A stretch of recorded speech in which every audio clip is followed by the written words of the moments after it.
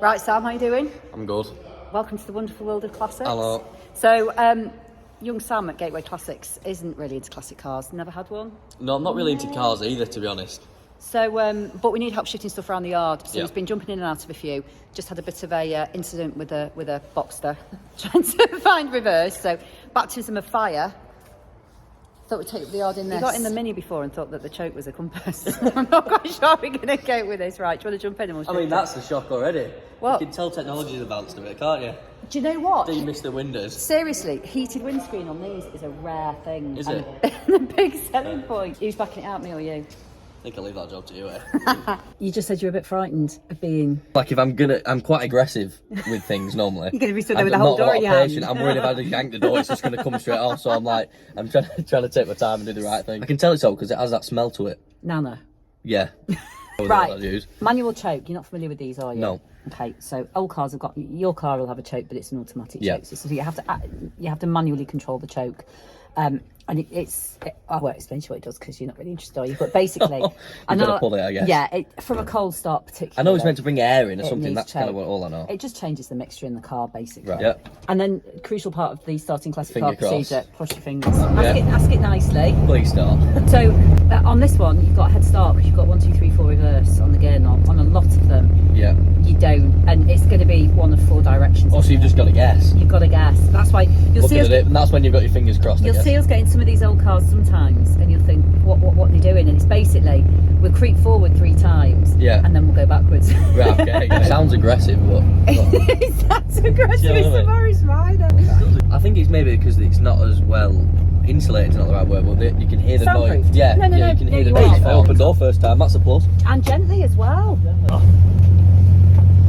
Right, so you got a bit of a treat in this one. Yeah. Sorry, you can shut it properly. It won't. It's not like a clown Feel car. like The I'm doors afraid won't of breaking. fall off. You've got it's called servo assisted brakes. Yep. And it's got disc brakes on the front. So this is going to stop a lot quicker and a lot sharper and a lot easier than it would have done originally with the drum brakes that they And I guess that's needing that, is it, to be driving on roads in modern nowadays? traffic. Yeah, I mean, I think that the thing that we've got with driving in modern traffic in cars like this now is you kind of need to be able to stop at roughly the same rate, albeit give yourself a bit more distance in the car in front. The problem with drum brakes is car in front brakes, you haven't really got a chance if you are too close. So you have to be a bit more aware back in the day. Or maybe did people drive slower? Well, yeah, because the car in front couldn't stop you quicker either. Okay. So this is it. When you're out on the road in these, you just have to be a little bit more aware and a little bit more conscious that you are in an old car that is going to stop at a different rate than the car in front. I'm scared of you. I've got every confidence, Sam. How scared are you? I'm scared of Onstead. Yeah, go on. Well, luckily, I'm not on the road, so I'm not that worried. Where do you want me to go? I'd stick on concrete. Stick on solid ground. We'll see what Keep it on the black. Keep it on the black stuff. Oh, yeah. Oh, it's a second. Now we're zooming. Right, so I'm gonna pop the choke in a little bit. See, these are things I wouldn't have done. I probably would warming already be up dead by now. But... Well, if you over choke them as well, you flood them and you black the plugs up and Oh, because I'm not into classic cars. The things that intrigue me the most are probably the things that are so unimportant. Like, for some reason, this steering wheel to me just feels like so different. Because it's massive. It's got no real bearing on how good the car is, but to me, it's just Where are we off to? no idea really. But I'm gonna turn it here. Oh, you get to try and reverse now. They aren't very torquey, these. And you need to use your gears as well. So you're not going to get away with being in the wrong gear. Like now, that's forward. So, I see what you mean. Yeah, so you're into neutral there. So pull it over to I you. don't think I am because I can't pull it. Right, hang on, let go. Yeah, right, now that's neutral. So to you and down, there you go. Okay. So you've got to have a firm hand with these. We're learning. See, I'm trying to be gentle with the old girls. It's not a case of being gentle or rough. No. There's no point trying to grind a car into gear if you've not got the gear. But you do get the hang of them. Yeah. I mean, it feels delicate to me. I know it isn't, but you're going out with the lads later. I'll even let you borrow it. You know, just as a special treat. Yeah, oh yeah. Are we gonna try for third? We can do. Right, I would have gone a little bit further in first then before you go into second. It's not very talky, so you've got to really use your ears to keep going. Right. Woo! Into third. Oh, we're motoring now. We are motoring now. It feels like he's gonna break. This steering wheel's gonna come out of my hands. There's nowhere to go but a Right, brake. just check your brakes. Oh, brake.